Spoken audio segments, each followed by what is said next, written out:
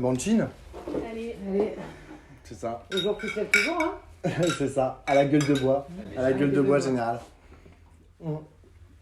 Bah, santé à tous hein. Et à toutes. Donc on est à J plus 5 après les élections, je crois, après le premier tour des élections présidentielles. On va commencer par un petit tour d'horizon rapide de, je sais pas, comment vous avez vécu cette soirée du dimanche au soir, comment vous l'analysez aussi, qu'est-ce que vous en retenez? On va donner la parole peut-être à la défense, à Sarah, membre éminente du Parti Socialiste. Que dire? Que dire? Je suis dans une grande fatigue morale, moi, depuis dimanche soir. En réalité, c'était une campagne très difficile, hein. On sentait bien que on a fait tout ce qu'on a pu pour tirer une candidature, pour se le dire honnêtement, dont même une partie des socialistes était un peu dubitatif, hein. Ceux qui avaient essayé de faire l'union au printemps dernier, il y avait eu les rencontres des justices, il y avait eu ceci, cela, il y a eu l'épisode primaire populaire, j'en passe. Il y avait quand même une base au Parti socialiste qui était très demandeuse de cette union-là. Finalement, c'est la ligne identitaire qui a été choisie. On voit bien que ça n'a pas été une réussite, hein. Et honnêtement, moi, sur les dernières semaines de campagne, quand je faisais des débats pour représenter la candidate dans le Nord ou ailleurs, j'étudiais un peu les propositions. Je voyais clairement un espace commun se dessiner avec, par exemple, Yannick Jadot. Peut-être plus Yannick Jadot qu'avec les autres. Donc à chaque fois, j'avais quand même l'impression qu'on manquait quelque chose, tu vois. Et on a mené cette campagne jusqu'au bout, bah, parce que t'es militant, t'es là, t'as ta carte depuis 10 ans, tu te dis il faut quand même que la démocratie puisse vivre, la démocratie c'est le pluralisme, et donc voilà, tu te fais l'histoire et tu te dis que ça doit fonctionner comme ça. Et au-delà du score de la candidate socialiste, là tu parlais de Yannick Jadot, la non-qualification à 420 000 voix près de Jean-Luc Mélenchon. Je suis partagée parce que d'un côté, moi je vais dire ce que je pense vraiment, j'espérais qu'il passe. Je me disais, bon, je vote Hidalgo, je convainc pour voter Hidalgo, tu fais le boulot, t'es là pour ça. Mais j'avais toujours cet infime espoir que ça passe en me disant, putain, si ça passe, quoi qu'on en pense, il y aura un débat différent au second tour. Et on savait que la barre pour gagner était trop haute, parce qu'on voyait bien qu'ensuite le différentiel du report de voix était en faveur d'Emmanuel Macron. Mais c'était déjà un second tour différent, et même si c'était pas un argument décisif, ça restait un argument moral, et je pense que la démocratie, ça reste quand même un code moral. Donc il y avait cet espoir-là. Sincèrement, j'ai cru que ça allait passer comme tout le monde, c'est pas passé. Donc il y a cette partie de moi qui dit putain, mais enfin limite la honte quoi, la honte, le reste de la gauche, comment on a pu louper ce moment. Et il y a une autre partie de moi qui me dit ouais, mais en même temps Jean-Luc Mélenchon c'est le problème et la solution. Pourquoi n'a-t-il pas transformé l'essai dès 2017? Pourquoi n'a-t-il pas ouvert la dernière étape d'ouverture vers l'écologie politique et les socialistes, ou en tout cas ceux des socialistes qui étaient prêts à le faire? Et moi j'en connais, hein.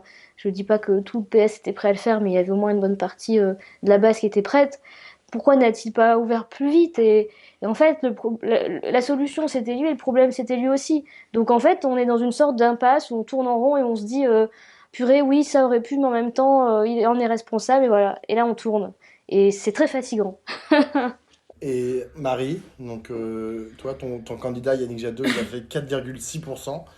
C'est un peu plus que la candidate socialiste, mais pour autant, c'est pas très satisfaisant.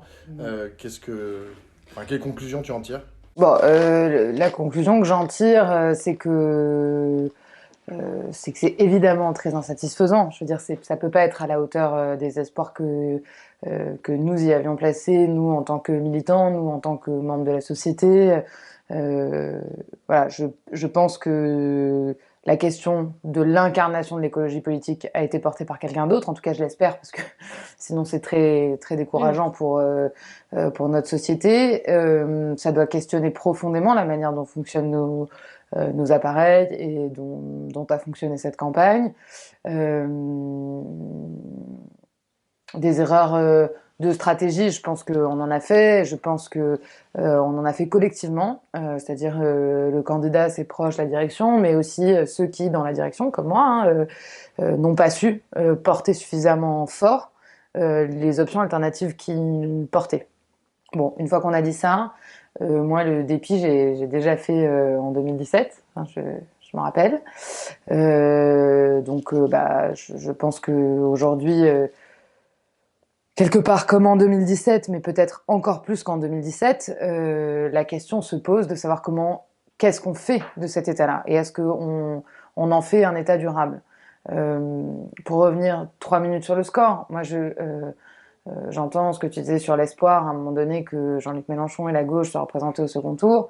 Je pense néanmoins que si tu veux, c'est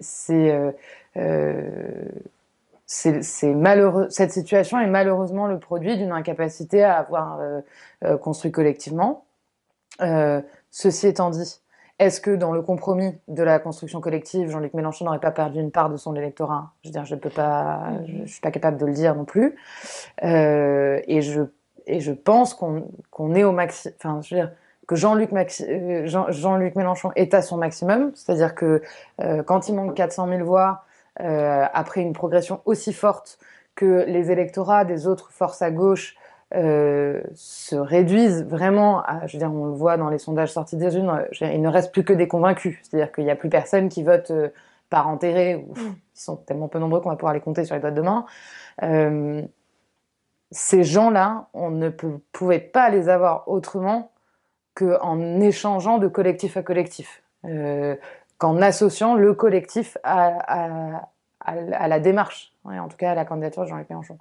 Donc c'est à la fois bien sûr une forme de déception de voir qu'on n'est pas représenté collectivement au second tour, y compris parce que je pense que si Jean-Luc Mélenchon avait été représenté, peut-être que la volonté de s'ouvrir et de composer avec les autres forces de gauche et de l'écologie aurait été encore plus forte et aurait poussé encore plus, même si la marche était trop haute, à mon sens, pour l'emporter, elle aurait poussé l'Union populaire, la France insoumise, à composer différemment et peut-être à s'ouvrir plus vite. J'espère qu'aujourd'hui, la question du Front National au second tour, on en reparlera tout à l'heure, mais j'espère que quelque part c'est une pression à ça aussi. Avec une conscience des appareils que j'espère profonde, qu'en tout cas moi je vois dans le mien, qui n'est jamais que Génération et qui n'est pas Europe Écologie Les Verts, mais qui pèse quand même dans le pôle écolo, avec une conscience de la faiblesse du score et donc de la nécessité d'être humble et modeste dans l'échange qu'on va avoir avec la France Insoumise. Je pense que là-dessus, en tout cas à Génération, il n'y a pas de débat là-dessus. Mais je pense que si c'est une occasion ratée, c'est pas une occasion ratée des 3 dernières semaines de campagne. C'est une occasion ratée de ce qu'on a construit ou pas construit collectivement sur les 5 dernières années. Pablo, Marie et Sarah reconnaissent finalement des erreurs stratégiques de la part de leur camp politique. Toi, genre, comment tu te situes par rapport à ça? Moi, je vais dire des trucs, hein, parce qu'il y a quand même beaucoup de choses à dire sur le résultat et tout. Moi, personnellement, je suis traumatisé depuis dimanche. Je dois avouer que c'est ma 3e campagne pour Jean-Luc Mélenchon. Les 3 ont été très différentes. Mais par contre, je peux pas entendre des propos du type genre c'est le problème et la solution. Je veux dire, c'est une réécriture de l'histoire. Qu'est-ce qui s'est passé après 2017? On nous dit que les forces attendaient un geste. Pas vrai, déjà il a fait des gestes, mais à chaque fois la construction s'est fait contre la France Insoumise. Un peu comme Carole Delga là qui appelle à faire une alliance de tout le monde sauf la France Insoumise. Je rappellerai que, je veux dire, Alain Coulombelle le dit lui-même hier dans votre midinale. En vrai, de toute manière, il était obligatoire qu'il y ait un candidat écolo parce que le mouvement n'aurait pas apprécié de se retirer comme la dernière fois. C'est ce qu'il dit lui-même, il est à la direction des Verts. C'est ce qui s'est passé dans les cercles unitaires, dans les camps. Moi, j'ai été d'un point de vue professionnel. Et qu'est-ce qui se passait? C'est qu'au bout d'un moment, on arrivait, on butait sur une question, et les Verts nous disaient on ne soutiendra jamais Jean-Luc Mélenchon. Et en fait, la question de l'unité ou de la candidature, etc., c'était juste d'avoir un espace social-démocrate organisé pour contester genre le résultat de Jean-Luc Mélenchon en 2017. Et dire que c'est sa faute, c'est la faute de Jean-Luc Mélenchon, on voit bien que genre ça prend dans la justification de l'espace social-démocrate pour les militants, etc., pour exister, mais genre en fait c'est pas ce qui s'est montré. Le résultat là, c'est quoi? C'est que les tendances de 2017 se sont confirmées. Ok. Finalement, ils font encore moins qu'avec Hamon, mais si on colle les scores, c'est à peu près la même chose. Et par contre, il s'est passé quelque chose autour de la candidature de Jean-Luc Mélenchon. Déjà parce que il y a 28% des gens qui s'étaient abstenus en 2017 et qui ont voté en 2022, qui ont voté pour Jean-Luc Mélenchon. C'est 750 000 personnes. 10% de l'électorat de Jean-Luc Mélenchon, et pour donner un équivalent, c'est à peu près la moitié de l'électorat qu'a fait les Verts au niveau national. C'est énorme. Et dans ces gens qui se sont mobilisés, c'est notamment des quartiers populaires, c'est notamment des catégories populaires. Alors il y a des translations, on peut regarder, je dirais on a perdu un peu dans le périurbain, on a regardé dans les grandes métropoles, mais je veux dire, on arrive dans les quartiers populaires partout. dans les 1% des communes les plus pauvres de France, on fait 42,5%. Dans les outre-mer, on fait 34% chez les personnes qui ont moins de 900 euros par mois. On fait 30% chez les chômeurs. On fait 27% chez les ouvriers, c'est-à-dire 2 points de plus que la dernière fois. C'est-à-dire qu'on combat aussi sur les endroits où la gauche est en difficulté. Bon, et ce qui se passe, ça veut dire qu'on a été dépassé par un camp social. Objectivement, on a été dépassé. Il y a eu un élan qui a été fait grâce aux militants politiques de la France Insoumise, mais pas que. Il y a des gens à côté qui ont fait le taf eux aussi, parce que il y a eu un moment, il y a quelqu'un qui a dit c'est un moment, et c'est des moments rares et précieux en politique, c'est des moments où on a travaillé à des conditions pour qu'il y ait un alignement entre une proposition, des aspirations et une capacité à aller plus loin. Et face à ça, je veux dire, objectivement, on peut être hyper fier de ce travail-là. On a déjoué tous les scénarios. On nous a dit, c'est parce que vous êtes sectaire, le candidat c'est pas le bon, le programme est trop radical. Enfin, on nous avait tout sorti. Et en fait, on a été avec les gens qui nous ont dépassés. Le camp social s'est mobilisé pour dire, on sait se défendre. Deux leçons. Un, qu'il y a eu un vote de classe, qui existe encore à gauche et qu'il faut pas le nier. Les gens savent se protéger, ils savent aller dans les options qui leur sont proposées pour ça. Et deux, que la stratégie antiraciste, c'est-à-dire le tournant autour de la défense de l'islamophobie, contre les violences policières, etc., pendant que les autres à gauche allaient manifester avec la droite et l'extrême droite et les policiers, et c'est une question qui a été fondamentale et on nous avait dit pareil, notamment du côté de Fabien Roussel, etc., vous êtes des woke, on sait toutes sortes d'insultes. Je parle pas là vous êtes pro-Poutine, etc. Je parle vraiment de la fracture qu'on a essayé d'installer. En fait, ça a remobilisé les populations parce qu'on a enfin, en partie, adopter une partie des plateformes que les mouvements des quartiers populaires ont mis en avant. Pas toutes, mais en partie. Et donc, il y a eu voilà. Et les deux difficultés sur lesquelles on est rencontrés, à mon avis, elles sont de type différentes. D'abord, il y a la question du Parti communiste français, qui en fait sont des gens dans notre camp social, mais qui ont fait exactement l'inverse que c'est, à mon avis, le rôle d'un communiste. Dans le manifeste, Marx, il donne que 2 indications très précises sur c'est quoi le rôle des communistes. Il dit dans les luttes nationales, il faut mettre en avant les intérêts des travailleurs indépendamment de la nationalité. Parce que Fabien Roussel avait quand même mordu la ligne quand il avait dit les gens qui n'ont pas de papier ont vocation à rentrer chez eux, après l'avoir retiré dans la campagne. Et la deuxième chose, c'est qu'ils disent que les communistes mettent en avant l'intérêt du mouvement dans sa totalité, plutôt que d'un intérêt particulier, à savoir le camp social. Quand on n'est plus dans le mouvement réel, dans ce mouvement-là, on fait une erreur stratégique et je pense qu'ils le paieront. Il y a beaucoup de gens voilà, j'ai des potes au parti qui me disent, ouais, on se fait un peu insulter par les électeurs dans la rue, et pas des insoumis, par des électeurs, parce qu'ils ont planté le truc, quoi. Pourquoi? Pour la défense des intérêts bureaucratiques, une espèce de fantasme identitaire qui parcourt les militants, et que c'est très grave. Pour la question d'Europe Écologie Les Verts, c'est très différent pour moi le problème. Le problème, c'est que c'est un problème de classe. Si on regarde l'électorat de Yannick Jadot, c'est un électorat de la petite bourgeoisie de gauche. Il fait ses meilleurs scores dans les villes les plus riches, dans les 1% des villes les plus riches. Il fait ses meilleurs scores chez les professions intellectuelles supérieures et les cadres, etc., etc. Et en fait, c'est une petite partie de la gauche bourgeoise qui a toujours eu le lead intellectuel sur la gauche et qui refuse sa place de minorité. C'est-à-dire qui refuse de mettre ses intérêts derrière celle des classes populaires. Pas toutes, une partie, je pense, ça fait d'ailleurs le choix du vote utile, parce que ça explique l'alliance de classe qu'on observe dans l'électorat Mélenchon, mais il y a une partie qui refuse. Et c'était en partie la même. Si on regarde les électeurs de Hamon en 2017, c'est à peu près la même sociologie, mais surtout, dans ces électeurs, il y a 43% qui ont voté Jean-Luc Mélenchon, ce qui est un apport énorme. Ça veut dire que ça a été travaillé, qu'on a parlé avec ce milieu-là, qu'on a fait des alliances idéologiques, mais il y a 15% qui ont voté Anne Hidalgo, 18% Jadot et 13% qui ont voté Macron directement. Et bon, c'est des gens qui sont dans un espace où il va falloir faire une autre proposition politique pour les contraindre d'une autre manière à rejoindre notre giron et ne pas être tenté entre guillemets de vivre une situation où le statu quo, parce qu'on a des propriétés sociales importantes, diplômes, bons emplois, bons revenus, les dérange moins que de rentrer en conflit plus ouvert avec le marché, avec l'organisation actuelle. Donc moi, c'est mes frustrations, c'est 2 problèmes que j'ai essayé de soulever ici plusieurs fois, et je pense qu'ils portent une responsabilité extrêmement lourde dans la situation, et que maintenant c'est fait, il va falloir voir comment la suite peut s'organiser. Alors, j'ai une question qui s'adresse à Sarah, enfin plus particulièrement à Sarah et à Marie. Il y a plusieurs éditorialistes et commentateurs de la vie politique qui ont titré leur tribune ou leur pensée, je ne sais pas comment on peut dire, en disant aujourd'hui, il y a une conclusion, un enseignement à tirer du vote au premier tour de l'élection présidentielle, c'est que la gauche, c'est Jean-Luc Mélenchon. et que en fait tous les autres ont été complètement balayés et que finalement pour reprendre la théorie fumeuse de Manuel Valls des gauches irréconciliables, si on dépasse juste la question du rapport aux musulmans, etc., enfin, est-ce que finalement les Français et les Françaises, les électeurs de gauche, n'ont pas choisi en fait Jean-Luc Mélenchon, ils n'ont pas dit, bon bah voilà, la gauche et Jean-Luc Mélenchon, c'est pas le Parti Socialiste et c'est pas Europe Écologie Les Verts. Pour répondre à ce que tu dis, aussi rebondir sur ce que dit Pablo par rapport à l'analyse des résultats. Moi aussi, c'est ma troisième campagne présidentielle, donc c'est bien, comme ça, les trajectoires se sont finalement croisées. Euh, En 2012, au final, quand la gauche gagne au second tour, parce que ce qu'on veut, c'est quand même gagner. C'est pas seulement faire l'exploit de faire une campagne et d'avoir une campagne qui, je le dis publiquement, qui est belle, qui est forte, de laquelle il se dégage des choses, on voit des militants sur le terrain. Bon, le but, c'est pas seulement ça, c'est in fine de prendre le pouvoir. Et pour le coup, ça a été un échec pour tout le monde. Mais quand ça a été le cas en 2012, Jean-Luc Mélenchon, à ce moment-là, il fait pas un score à 2%. Il est déjà sur un score raisonnable qui permet d'envisager l'avenir. Donc ça veut dire que quand la gauche gagne, c'est que, y compris dans ses différentes composantes, elle est forte. On n'est pas sur une personnalité ou, entre guillemets, un parti ou un mouvement, parce que la France Insoumise ne s'est pas construite comme un parti, qui écrase les autres. Je pense que ça ne fonctionne jamais. Donc déjà, ça permet de dire, bon, il y a peut-être des choses aussi à revoir dans la manière dont on voit le leadership à gauche.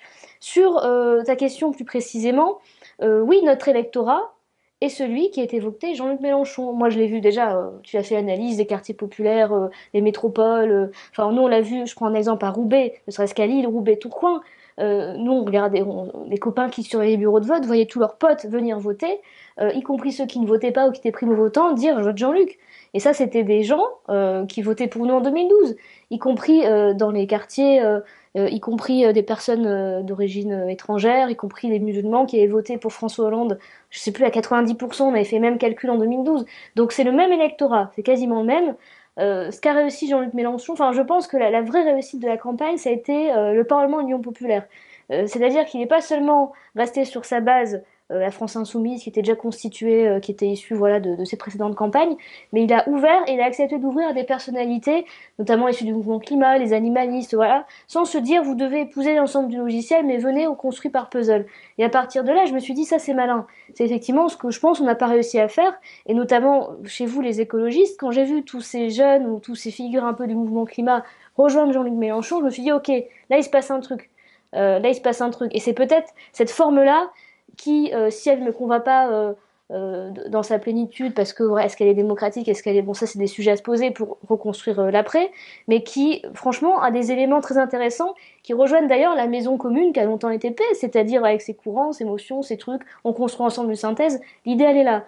Après sur est-ce que l'électorat a choisi, on va pas revenir sur le vote utile. Il y a eu un choix de conviction, il y a eu un choix stratégique. Moi, je suis pas d'accord avec, et je le dis, et de toute façon, c'est l'enjeu au sein du PS là, qui va se jouer dans les prochains jours et prochaines semaines. Je suis pas d'accord avec les socialistes qui minimisent en disant ça va rééquilibrer, c'était du vote utile, on a encore, je sais pas combien de mairies, départements, régions, du coup, rendez-vous en 2026. Je pense que c'est une erreur, déjà parce que fondamentalement, quelque chose s'est passé, y compris dans la recomposition idéologique en fait. On n'est pas seulement sur ok, il a réussi à canaliser un truc, la colère des 3 dernières années, et donc ça a explosé. Non, non, il y a vraiment une recomposition idéologique. La question, c'est est-ce que nous, on s'accroche à cette recomposition-là, ou est-ce qu'on essaye de créer, je pense, hein, plus précisément, le PS et les Verts, Génération, et cette quatrième force un peu plus réformiste, social écologiste, j'en sais rien. Est-ce que ça a vocation à exister? On peut y réfléchir. Mais ce qui est sûr, c'est que les discours, tu cites Carole Delga ou d'autres, ou ce soir François Hollande qui prend la parole, je sais pas encore ce qu'il va dire, mais moi ça me dépite, et je pense que c'est vrai, c'est aussi un travail qu'on n'a pas fait, celui de dire non, on veut plus entendre ce discours-là. Si on est à 600 000 votants, c'est qu'il y a un échec. Donc je sais pas si les électeurs ont choisi pour l'avenir, mais en tout cas, c'est sûr, ils ont choisi pour ce coup-là. Et le coup d'avant. Le coup d'avant En 2017. C'est la même Oui. chose.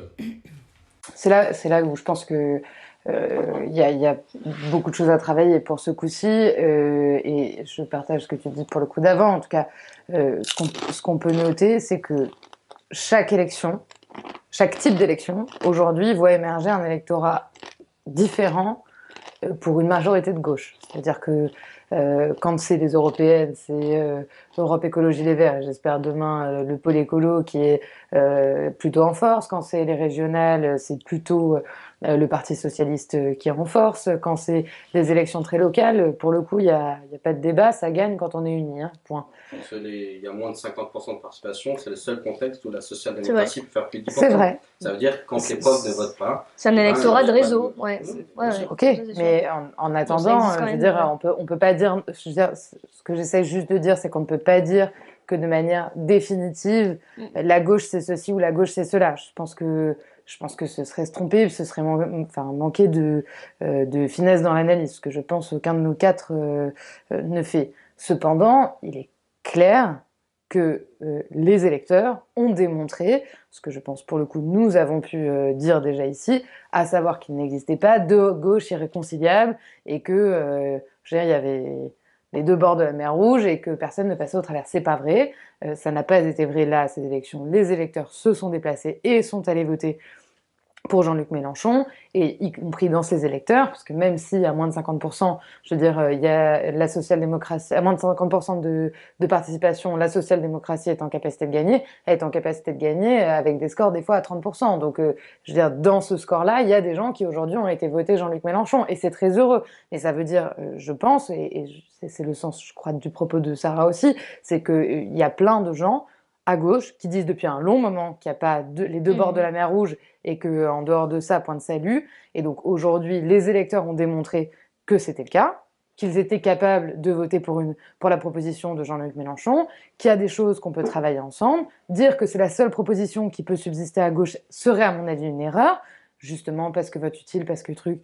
Cependant, on prend tous acte, et je veux dire, vous ne nous ferez pas dire autre chose, on prend tous acte du fait que la France Insoumise ou l'Union Populaire aujourd'hui a un poids prédominant dans le paysage à gauche et dans l'écologie aujourd'hui. Ça lui donne aussi, et j'en finirai presque par là, ça lui donne aussi une responsabilité importante.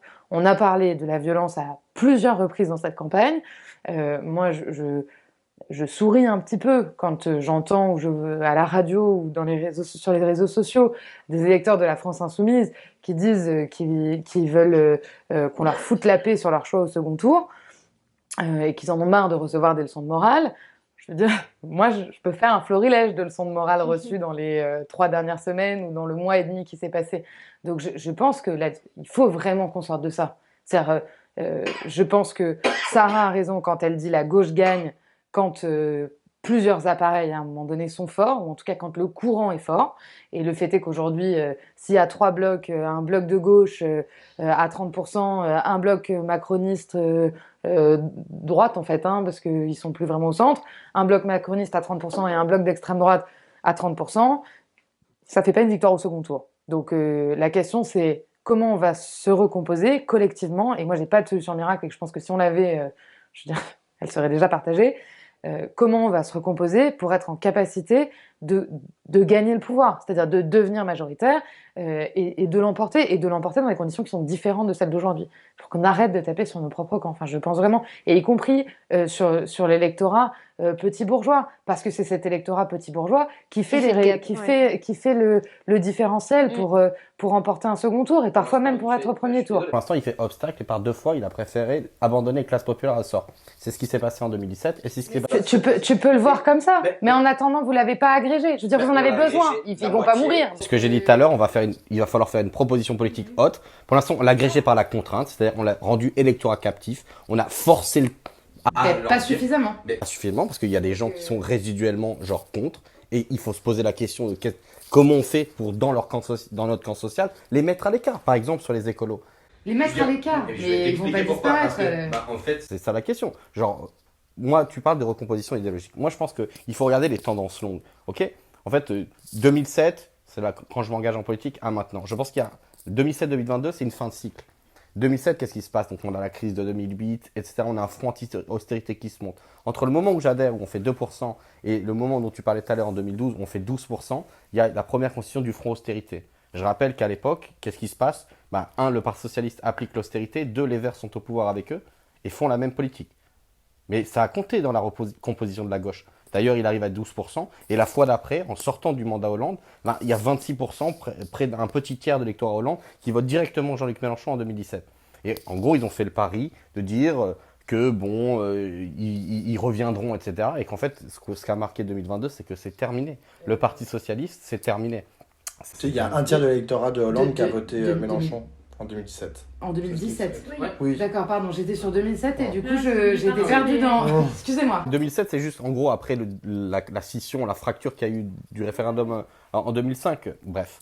Du coup, qu'est-ce qui se passe? C'est qu'il y a une recomposition idéologique, mais la recomposition idéologique, bien entendu, elle est l'œuvre de militants et de militantes politiques, mais elle est aussi liée à une question de contexte. La social-démocratie échoue pas parce qu'ils sont mauvais, c'est le cas d'Anne Hidalgo, mais ça, c'est genre un détail, ça. Le problème, c'est que leur logiciel ne correspond plus au rapport de force actuel.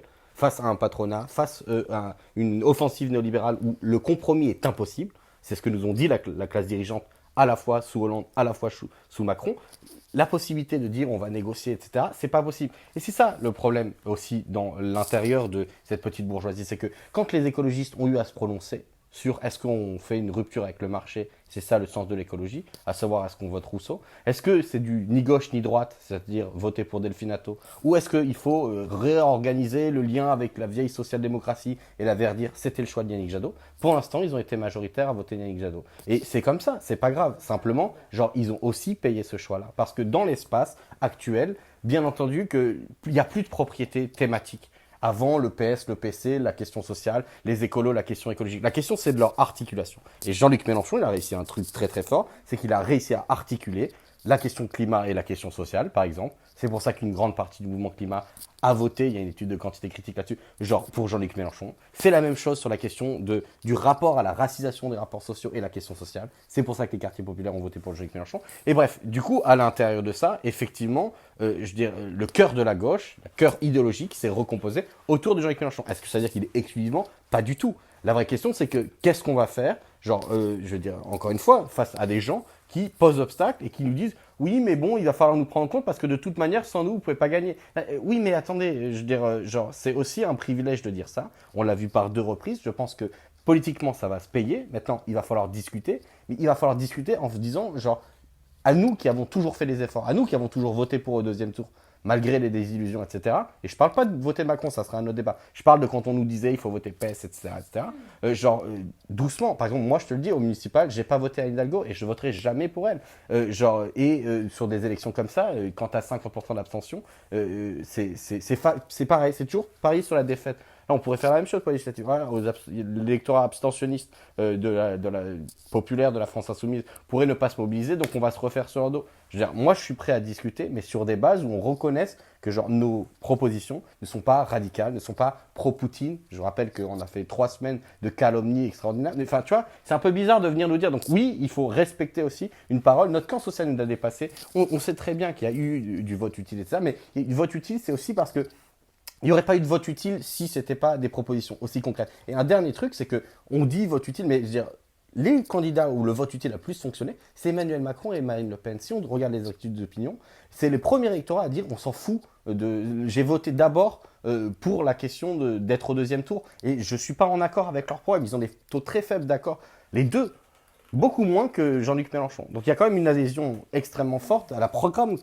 Parce que c'est une synthèse de ce qui s'est présenté à gauche. Par rapport à la proposition de Sarah, tu vois, qui est la proposition de maison commune. C'est-à-dire que la France Insoumise, mais d'autres, comme Europe Écologie Les Verts ou le Parti Socialiste et sûrement aussi le Parti Communiste, que tous vous retrouviez dans une même maison commune. C'est-à-dire que vous actiez que par-delà genre, des divergences de sensibilité, vous appartenez à un même camp social et politique. Est-ce que ça, tu penses que c'est envisageable, ou est-ce que ça ne se fait que sur... Enfin, ou est-ce que vous n'envisagez la suite que sur la base, en fait, de votre identité idéologique propre? Déjà, unité dans l'action. Genre, oui, quand il va falloir lutter ensemble, si on peut lutter tous ensemble, personne ne va cracher sur... voilà. Maintenant, genre, je suis désolé, les partis socialistes ont des preuves à faire, parce qu'ils sont les champions du monde de ne pas faire son bilan, et à se trouver toujours légitime à gauche. Je suis désolé, mais vu ce qu'on a vu du Parti Socialiste dans les 10 dernières années, je suis pas sûr que, avec eux, En plus, je veux dire, on vient de le voir, il y a des appels à s'autodissoudre, etc. Pour moi, je pense que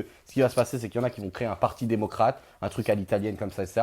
Et que, voilà, et d'autres socialistes beaucoup plus sincères dans leur engagement iront ailleurs, peut-être avec le pôle écolo, etc. Mais ça ne tiendra pas. Donc, c'est plus une question, le parti socialiste. Surtout quand ils continuent d'essayer de faire des fractures en disant, comme l'a dit Delga et comme l'ont dit d'autres, la gauche communautaire, voilà. Donc, eux, c'est une autre question. Avec les écolos, bien sûr qu'on a. Mais les écolos, il faut qu'ils choisissent aussi. Il va falloir choisir. On ne peut pas nous dire on est pour la rupture avec le marché, on est pour la désobéissance sur tel et tel traité, on est pour tel système de protection sociale et dire bon d'accord, ils sont pas d'accord. Tu vois, c'est pareil, c'est comme je dis ouais, venez avec nous les socialistes, vous êtes pour la retraite à 62, mais c'est pas grave. Genre, c'est pas possible. Encore une fois, il y a des débats, des trucs. Donc, la question du dialogue, la question de faire une alliance politique, mais aussi genre, nous, on est dans une situation où on est les outsiders, on s'est imposé 2 fois et on nous demande encore d'être humble dans ce qu'on. Parce que, soi-disant, genre, on n'est pas là. Par contre, on a à faire des choses pour s'implanter localement. Il me semble quand même qu'il y a 2 choses différentes. D'abord, je crois que personne aujourd'hui n'exige de la France insoumise des choses incroyables. Je crois pas. Enfin, en tout cas, ceux qui le font ont drôle de manière de présenter les choses. Ensuite, je crois que sur un nombre conséquent de combats de facto, on est côte-côte et depuis de nombreuses années, pour le coup, hein, que ce soit sur les lois travail, que ce soit. Bref, on a quand même fait un certain nombre de choses ensemble. Après, je pense que là où on rencontre une vraie difficulté à la construction collective, il y en a 2. Moi, j'entends que Europe Écologie Les Verts ait parfois été dans une position très dure sur les questions unitaires, et je veux dire, pour avoir représenté Génération, j'ai trouvé parfois que c'était difficile. Ceci étant dit, ils ont parfois moins pratiqué la chaise vide que la France insoumise, donc ça va poser un vrai sujet. Enfin, ça a posé un vrai sujet, et j'espère que ça ne reposera pas les mêmes sujets, c'est-à-dire qu'à un moment donné, on accepte de se mettre autour de la même table.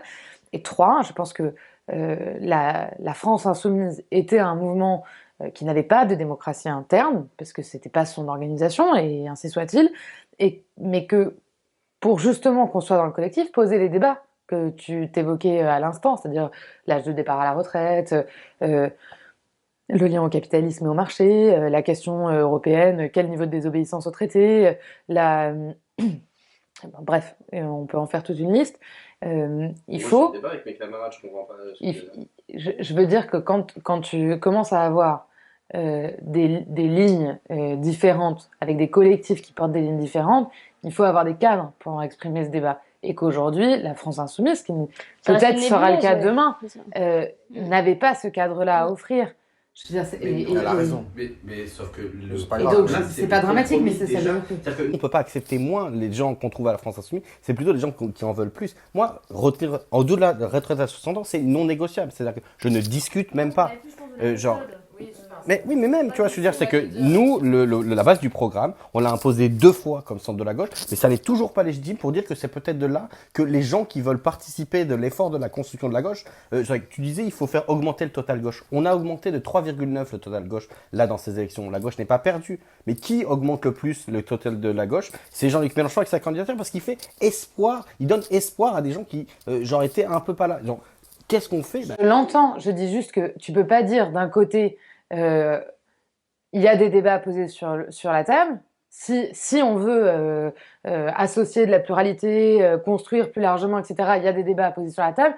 Et de l'autre, factuellement, ne pas avoir le cadre de ce débat. Ou dire, de toute manière, ce débat est nul et non avenu, puisque c'est l'avenir en commun. À un moment donné... C'est la base de discussion sur laquelle on doit pouvoir discuter. Je veux bien entendre que c'est la petite bourgeoisie, etc., etc. Dans l'électorat, c'est peut-être vrai. Ceci étant dit, chez les militants, c'est pas exactement vrai. Moi, les militants de chez moi, d'Europe Écologie Les Verts, ils sont pour l'un instits à la retraite, pour l'autre activistes depuis je sais pas combien de temps que je sais plus compter. C'est pas des gens qui vivent dans la petite bourgeoisie et dans le confort. Et je dis non mais je dis simplement qu'à un moment donné, dans ces gens-là, il y a aussi des gens qui ont fait le choix de voter Jean-Luc Mélenchon la dernière fois et qui ont choisi de ne pas voter Jean-Luc Mélenchon cette fois-ci. Je pense que la situation est beaucoup plus diverse, complexe, y compris chez les militants, a fortiori chez les militants qui cristallisent, je veux dire, tous les paradoxes de la gauche à eux tout seuls.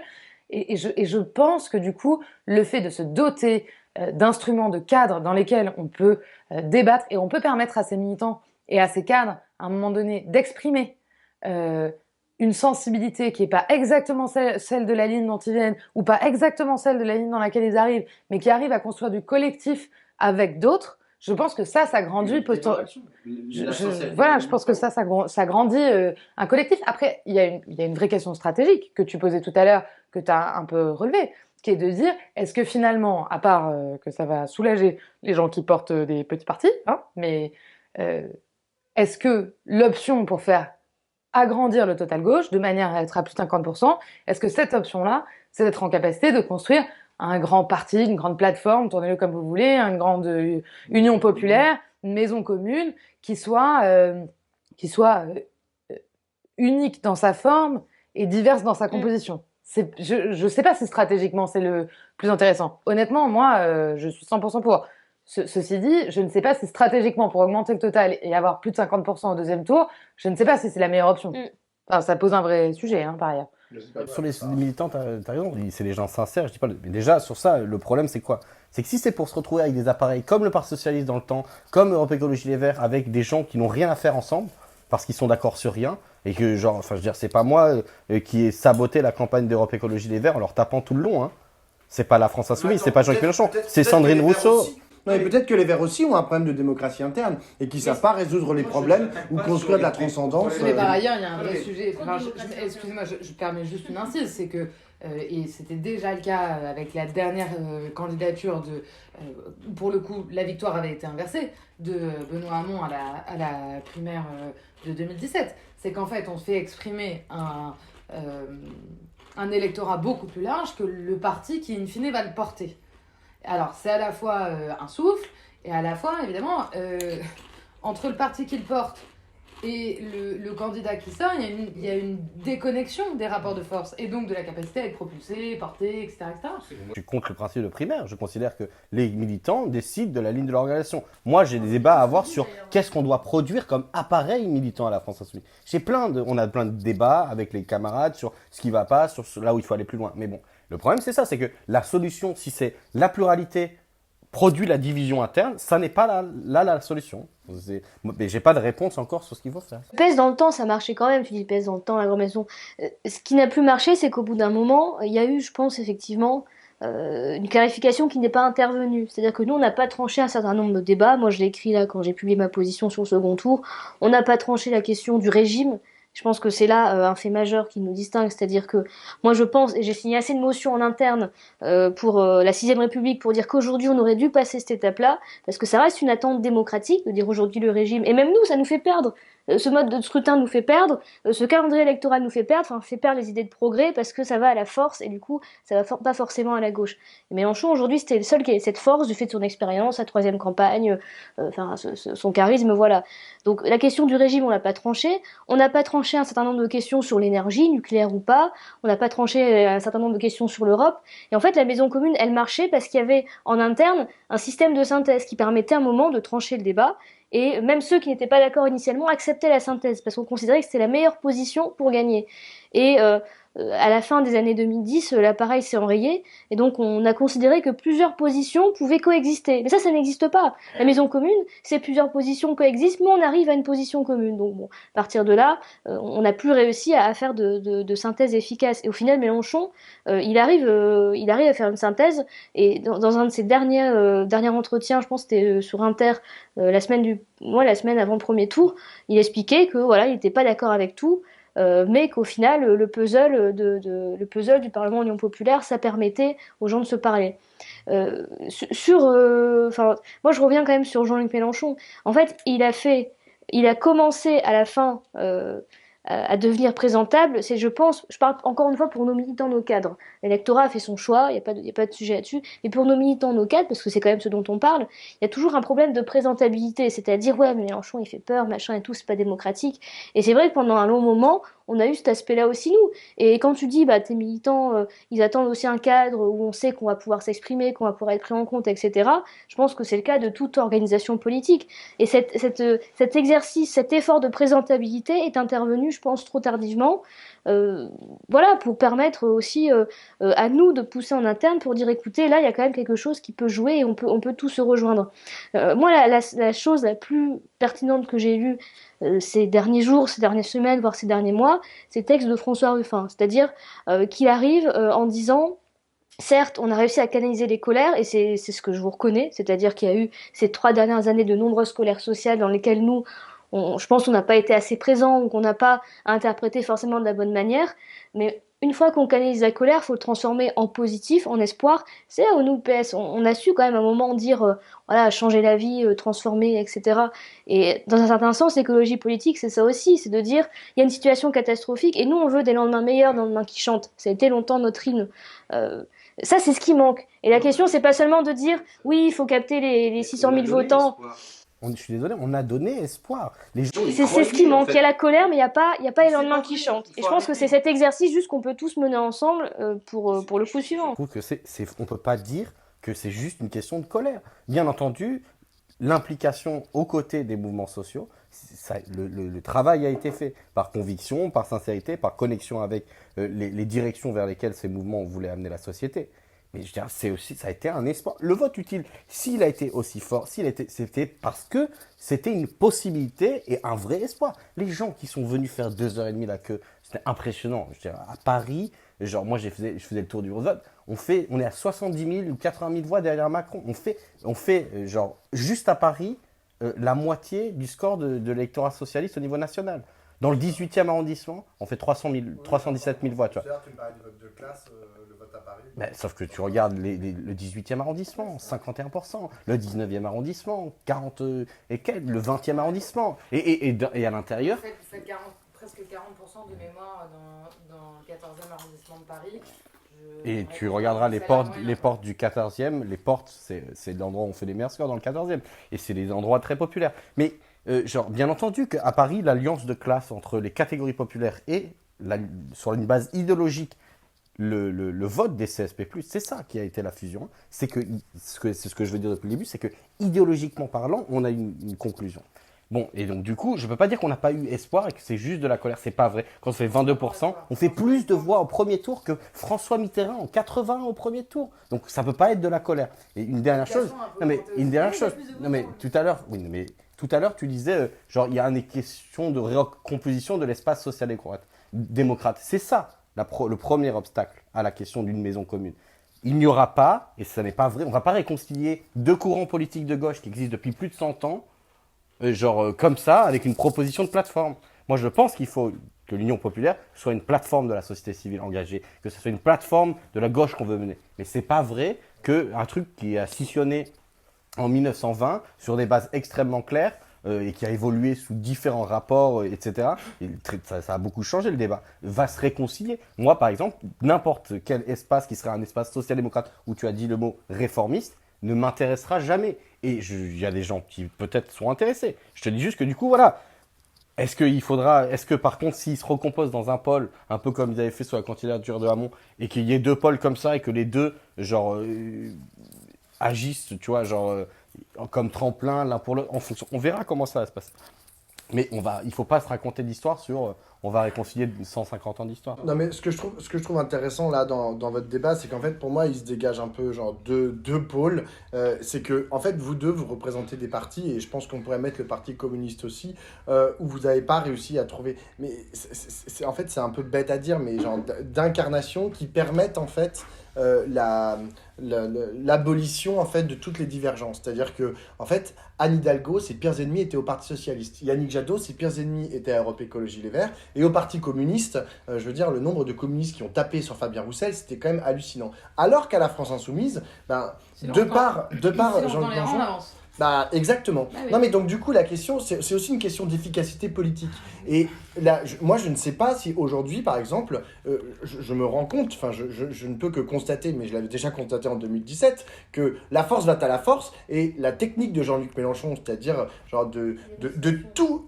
Alors, moi, c'est pas forcément de la démonstration de force, mais c'est-à-dire que, en fait, tout passe par lui, c'est-à-dire beaucoup des décisions passent par lui, notamment les positionnements dont tu as parlé. Et d'ailleurs, quand tu as analysé son positionnement sur la question antiraciste, t'as pas parlé du positionnement sur l'antiracisme de la France Insoumise. C'est celui de Jean-Luc Mélenchon. Je trouve ça très intéressant. Et il s'avère que, bon, moi je considère qu'il a fait le bon choix et c'est tant mieux et c'est heureux. Mais est-ce que finalement, aujourd'hui, en fait, quelle possibilité il y a avec genre, notre système médiatique, avec notre système présidentiel, avec peut-être la façon aujourd'hui dont fonctionne la société, est-ce qu'il y a la possibilité pour l'existence d'une force vraiment démocratique où il y aurait des courants, comme il n'y en a pas, je suis désolé, il y a des courants au Parti communiste, il y a des courants à Europe Écologie Vert, il y a des courants au Parti socialiste, il n'y en a pas à la France Insoumise. Mais non, alors vas-y, ils sont pas constitués. Et sauf que sauf que c'est pas un parti organisé, donc C'est pas grave, moi, je pense que ça marche bien. pourquoi il y a ce changement de ligne? Parce que la société bouge, qu'elle influence les partis. Il y a des gens qui sont mobilisés, qui ont dit attendez, là il y a eu un attentat contre une mosquée, il y a un sujet à se poser, il faut réfléchir, il y a une interpellation, une compréhension, analyse. Mélenchon, il change, il prend des risques, c'est ça que ne font pas les partis. Ils ont dit on fait toujours la même chose. Mais là tu parles d'un homme et d'un parti, c'est pas pareil. Et est-ce que sans lui, ça existe Non, mais ça attendez, C'est ma seule il question. y a quand même, il y a quand même diverses choses. D'abord, les trois premiers de cette élection sont aujourd'hui portés par des partis faibles. On va dire ça comme ça. Oui, mais enfin bon, je veux Pas bien, des hein, partis mais traditionnels, on va dire. voilà, c'est quand même une forme particulière d'un point de vue partidaire. Et je pense qu'elle n'est pas du tout représentative de son électorat. Je veux dire, la vie démocratique interne du Rassemblement ça national, à avance. mon avis, est très très loin de son électorat. Donc ça pose quand même la question, effectivement, de la place de la forme partidaire classique dans la vie démocratique de 2022. Et c'est beaucoup plus efficace la France Insoumise. Hein. Il y a des trucs où c'est beaucoup moins efficace. D'où le fait que moi, je préfère une autre forme. Et voilà, je pense, en tout cas, ce résultat, il pose aussi cette question-là. Là, on peut, pour le coup, on peut pas le nier. D'autant que le quatrième, qui est Zemmour, là aussi, s'appuie sur du vent. Donc, il y a un vrai enjeu. Premier parti de France, madame. C'est ce qu'il revendique. Non, je rigole. Fatigue. Blague de merde. Le deuxième sujet, tu parlais de la question médiatique, des réseaux, de la manière de faire campagne. Je suis désolée, mais effectivement, avec 3 campagnes derrière lui depuis le début des années 2000, Jean-Luc Mélenchon a une force de frappe médiatique sur les réseaux sociaux, etc., y compris parce qu'entouré par les bonnes personnes, enfin, je veux dire, quand je dis bonnes personnes, c'est des gens compétents, qui travaillent, etc. Je veux dire, quand Jean-Luc Mélenchon fait une vidéo et qu'il la poste sur Twitter, Instagram, TikTok, enfin, que sais-je, et des réseaux que je ne connais pas, ça fait 600 fois plus, si c'est pas 6000, si c'est pas 60 000 fois plus de vues qu'une vidéo de Jenny Glado. Posez-vous des questions de pourquoi. Peut-être que c'est aussi parce qu'il propose un truc qui parle aux gens. Je suis d'accord, mais il y a des choses qui sont pas présentes ailleurs. ça pose aussi une question de structure très matérielle, c'est-à-dire qui se construit dans le temps, je pense, et que alors que les réseaux sociaux apparaissent comme un outil d'immédiateté, je pense que la construction de la force de frappe sur les réseaux sociaux n'est pas du tout un produit d'immédiateté et que on le voit bien dans les autres candidatures par ailleurs. Et je veux dire, on se bat pour un JT aux 20h. La moindre vidéo sur les réseaux sociaux, encore une fois, de très très grands comptes comme ça, a une force de frappe bien supérieure au JT. Bof. Un JT, ça reste 5 millions de gens. Enfin, les vidéos, elles font des millions, mais après, bon, c'est vas-y. repris. Non, mais surtout que c'est repris par les journalistes. Exactement. C'est ça, en fait, la force de Twitter et. Voilà. Et après, des le réseaux dernier, sociaux. le dernier élément que tu as évoqué en premier, mais qui pour le coup, à mon sens, n'est pas nouveau, c'est la question de l'incarnation. Je veux dire, et ça. Il y a un candidat qui a plus d'expérience, qui a plus de. Voilà. Ah non, mais non seulement y a un pas candidat photo. qui a Il y a plus aussi d'expérience, il y a etc., pas mais après, je veux photo. dire, une capacité à incarner. Et Ouais, ça, pas c'est. photo. je C'est veux aussi dire, le il symptôme de s'agit la pas faiblesse de vos partis, hein, que Ah, vous ne mais trouviez ça, pas les je veux incarnations. dire, ça, c'est clair. Et lui, il a un projet politique où il y a une incarnation, mais c'est peut-être Voilà, parce qu'il a non, un mais bon attends. projet politique. Le projet, il est travaillé. Ah, mais encore une fois, je je dis le juste que les deux s'alimentent et que Ça la reste question le de problème, l'incarnation parce que- politique, c'est une question majeure. Et je pense Et c'est que le ça n'est problème. pas qu'une question de projet. Il y a évidemment une dimension programmatique et a fortiori chez quelqu'un qui incarne très bien et qui incarne depuis longtemps ce projet qu'il est capable de faire évoluer. Évidemment que ce projet alimente la personne. Mais néanmoins, la question de l'incarnation dans la capacité à porter, elle a toujours été importante en politique et a fortiori dans la Cinquième République. Et force est de constater Dont on que veut ça plus, reste dont on veut. important. Bah ouais. Que ça reste important et que franchement, on va pas se mentir, quels que soient les efforts très importants qu'ils aient déployés, ben, en comparaison, ça a été panne de charisme. Mais c'est à double tranchant. Mais c'est à double tranchant. Qu'est-ce que vous faites demain sans Jean-Luc Mélenchon? Moi, c'est la seule question que je D'accord, pose. mais Je sais que c'est facile, mais tu vois. Mais on n'a aucune question, enfin, réponse à avoir, genre, face à des trucs en mode. Sans Hidalgo, enfin, on existe. Non, mais c'est hein. juste une Non mais Mitterrand, regardez-le, il se présente 3 fois, les 2 premières fois c'est catastrophique. Quand il parle, tout le monde s'endort, il est ridicule. Alors il s'est un peu formé la dernière fois, il représentait autre chose, hein. Il avait un charme, il avait genre une stature intellectuelle extraordinaire pour la génération Mitterrand. Mais je veux dire, c'était une incarnation qui était quand même excusez-moi, genre c'était pas très sexy, tu vois. Enfin, je veux dire, et Ségolène Royal a fait des scores extrêmement importants, genre avec une incarnation qui a été beaucoup critiquée, et pourtant, le Parti Socialiste représentait quelque chose à l'époque, et c'est une question aussi de fond. Il faut arrêter de croire que, genre, moi je dis pas que ça ne joue pas, je dis juste que, bon, c'est un peu facile. D'abord on nous dit c'est du vote utile, ensuite on nous dit, mais parce que vous incarnez, etc. Bah en fait, je suis désolé, mais il y a des figures qui ont émergé, il y a des gens hyper bien. D'ailleurs, il a dit à la fin, je laisse la place à la jeunesse. Incarner, c'est pas un défaut. Hein, Non, je veux bien dire, sûr, moi, mais juste- Tu vois, elle dit qu'est-ce que vous faites sans Jean-Luc Mélenchon? On va continuer le combat, on va continuer à essayer là. Et ce que je dis, la question c'est genre l'articulation. Il va falloir articuler question sociale, question écolo. C'est une des questions fondamentales dans la recomposition de la gauche. Le problème des Verts, c'est qu'ils ne font pas partie du mouvement ouvrier. C'est leur histoire, et c'est pas de leur faute, etc. Mais que pour l'instant, la seule tentative de s'y arrimer, ça a été avec la social-démocratie, à savoir un astre mort qui était en train de tomber. Ça n'a pas marché. Est-ce que ça sera le cas dans 10 ans? J'en sais rien. Peut-être que ça peut rechanger. L'histoire, bouge toujours, quoi. Nous, on pense que il y a la top de l'histoire qui fait que des fois, ça s'accélère et qu'il faut plutôt être dans la recomposition d'une autre gauche. C'est la période que je disais tout à l'heure, 2007-2022, de 2 à 22%. Genre, moi qui étais militant coco, ben, voilà. Et peut-être que ça rechangera. Donc, mais bon, la question des thématiques, pareil. La question raciale, de la racialisation des rapports sociaux, eh ben, Marine Le Pen, elle dit, vous êtes blanc, pauvre et contre les Arabes, on est là. C'est ça, genre, le fondement de son articulation. Jean-Luc Mélenchon, il a dit, on fait pas la guerre aux musulmans, et on protège les classes populaires avec un bouclier social extrêmement puissant. Ça a été une synthèse. Où sont les synthèses ailleurs? Et ils ont manqué de ça. Et puis, je te dis, vraiment, les écoles, ils ont un problème avec l'électorat populaire. Il y a un livre de sociaux de Olivier Masquet, dont on parlait, Paolo, qui dit, le rendez-vous manqué de la gauche avec les classes pop. C'est en partie vrai parce qu'il y a encore trop d'abstentionnisme, trop de gens dégoûtés, et des fois pour des raisons extrêmement légitimes. Je veux dire, aujourd'hui, c'est moins le cas avec la gauche, entre guillemets, rouge, l'ancienne gauche, qu'avec les Verts. Ça n'existe pas, quoi. Genre Donc, pour le coup, enfin, moi, je peux parfaitement souscrire au fait qu'il y a effectivement un rendez-vous difficile et qui est un rendez-vous qui, enfin, pour le coup, tient particulièrement à cœur dans la construction de générations, donc qui est effectivement quelque chose d'un peu une manière de prendre les sujets. Je crois pas que ce soit nouveau chez Europe Écologie Les Verts, mais qui est une manière de prendre les sujets qu'ils n'avaient pas l'habitude de mettre en avant. C'est-à-dire, je pense pas qu'ils écrivent des textes de droite globalement. Par contre, je pense que dans la manière de défendre leurs sujets, d'aborder les sujets, ils ont une approche très technique, voilà, qui effectivement avait du mal à faire ressortir cette question-là. Ils ne veulent pas choisir. Entre rupture par rupture. Il y a des gens très sincères dans la rupture avec le capitalisme. Tu veux nous chez les faire Verts. parler de deuxième tour? Oui, voilà, c'est ça. C'est ma dernière question. Enfin, on va essayer d'être assez rapide parce qu'on va bientôt atteindre l'heure de débat. Parce que là, on parle beaucoup de construction, de prolongement de la construction, de reconstruction ou de disparition. Hein.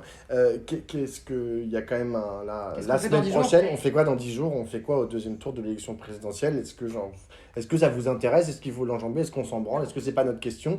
Ou est-ce qu'il y a quand même un énorme sujet, un énorme danger? La réponse est très simple, je vote Emmanuel Macron. Alors voilà, c'est dit une bonne fois pour toutes. Tout ce qu'on vient de dire là, les recompositions, les stratégies, toute la lutte continue. Si Le Pen est élu, la lutte ne continue pas, si elle continuera, mais dans une douleur pour, voilà, j'espère convaincre personne ici, pour nos camarades étrangers, pour nos familles, pour ceux qui sont nés avec la mauvaise couleur de peau, le mauvais nom, voilà. La lutte ne pourra pas continuer, ou elle continuera en résistance, et pourquoi pas, mais je ne le souhaite pas, si Marine Le Pen est élue. Donc je pense que le fait de dire je vote contre, ou bien pas une seule voix, ça me paraît assez clair comme position. Je ne veux pas jeter la pierre en disant que Mélenchon n'a pas fait son choix. Il l'a dit, il a fait son choix. Mais je pense que ça va être très difficile. Moi, je suis quand même très inquiète. Beaucoup de gens autour de moi, et je ne parle pas seulement des plus radicalisés. J'ai de très bons sosdem bontins qui me disent oh, tu sais, moi, faire barrage, je commence aussi à en avoir assez. Je suis quand même très inquiète de ce qui va se passer dans 10 jours. Et donc, moi, je suis en train voilà, de passer les coups de fil, de dire allez voter Macron, allez voter Macron. Je pense que le message doit être très clair et unanime. Sinon, on n'a pas d'avenir politique. En tout cas, on a un avenir assez dramatique. Voilà. Bah, moi, je pense qu'à un moment donné, il faut regarder les choses en face. Il n'y a aucun blanc-seing dans le vote Macron. Oui, oui. Je dois dire que je suis passablement agacée par la manière dont il prend le deuxième tour, en allant jouer le projet contre projet. Bon, quelque part, au moins, je veux dire, on sera bien sûr qu'on y va avec des goûts. C'est pas notre tasse de thé, mais entre des adversaires politiques, y compris des adversaires contre lesquels on peut être très virulent, et des gens voilà, qui mettent en danger des situations individuelles de manière aussi claire, pas que Macron ne mette pas de situation individuelle en danger, etc. Mais là, pour le coup, je veux dire, de manière aussi claire, sur des arguments fachos et racistes, en fait, il y a pas photo. Donc moi, j'irai voter Emmanuel Macron, j'essaye de convaincre autour de moi. Je trouve aussi que c'est assez difficile. Je crois quand même qu'on va y arriver. Et j'espère que pas trop de nos petits camarades, et y compris de la social-démocratie bon teint, pas que des électeurs de la France insoumise, comme on l'entend beaucoup ces derniers jours, mais vraiment des électeurs de toute la gauche. Numériquement, ils sont beaucoup plus. Oui, d'accord, mais je veux dire, c'est parce que je ne veux pas stigmatiser je veux vraiment pas qu'on sorte de là en se disant les électeurs de la France insoumise au sens de la France insoumise en soi serait le problème. On a déjà parlé des débats autour de ces questions, mais vraiment, sincèrement, je pense que des gens qui ont voté socialiste pendant 40 ans, aujourd'hui se disent qu'ils n'ont pas envie d'aller faire barrage. Oui. Bon, Dans le alors ils bassin sont minier, dans le gentils, Nord, bien sûr. s'ils ont voté depuis 40 ans, c'est qu'ils en ont au moins 60, ils les ont vécus en paix, ils sont gentils, ils font pareil pour nous. Voilà. Et que je pense vraiment qu'il faut dire à nos camarades que le vote révolutionnaire, c'est bien dans les livres, mais en fait, on n'a pas envie de l'expérimenter. Voilà. Donc, Moi, je me suis abstenu en 2017 parce que je pensais qu'elle ne passerait pas et j'étais, je sais pas, je pouvais pas. Et aujourd'hui, c'est très difficile. Mais dans le contexte, genre en tant que militant politique, je pense que et avec le score qu'on a fait de ça, on a une responsabilité genre envers les personnes qu'on défend. Et c'est pour ça que je pense probablement que je vais aller voter Emmanuel Macron. Dégoûté, hein. Et en plus j'ai une procu d'un pote qui est à Washington, donc je vais certainement voter 2 fois. Mais sauf s'il me dit le contraire. Mais ouais, en fait, on a une responsabilité. Elle est double. D'abord parce que les gens qu'on a tenté de défendre, les gens qui nous ont entendus, les gens qui se sont déplacés pour nous, c'est les gens qui vont être les premières cibles, etc.